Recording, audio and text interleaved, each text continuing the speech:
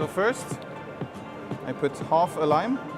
So squeeze all the juices out, and also on the skin, because there's so much oils in the skin. Syrup,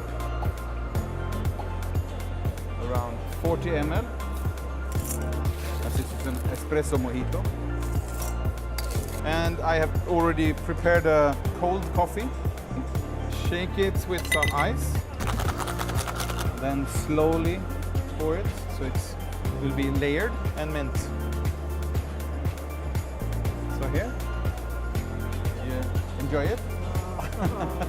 It's sweet, it's acidic, it's fruity. With the coffee, it balances it out.